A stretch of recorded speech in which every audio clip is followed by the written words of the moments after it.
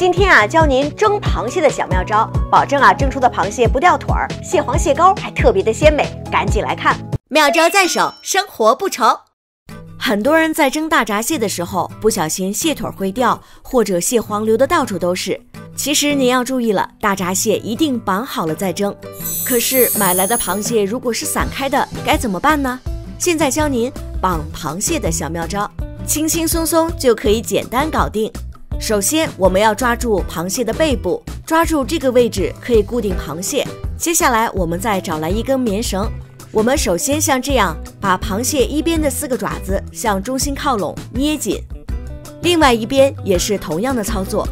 同时，大拇指和食指可以捏住螃蟹上面的2个钳子。接下来，我们把绳子先从螃蟹的大钳子上绕一圈。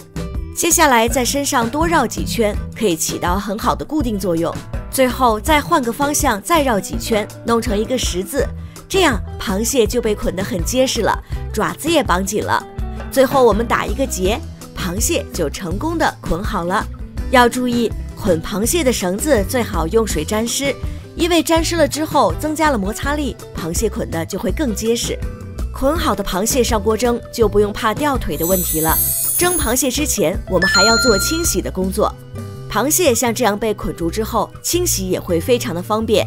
我们可以找一个小刷子，将螃蟹刷洗干净，特别是腹部这个地方很容易带着脏东西。蒸的时候也要注意，要想不留黄，螃蟹要背部朝下，肚皮朝上放置。盖上锅盖就可以开始蒸啦。蒸15分钟之后，螃蟹就可以出锅了，肉嫩味鲜，香味十足。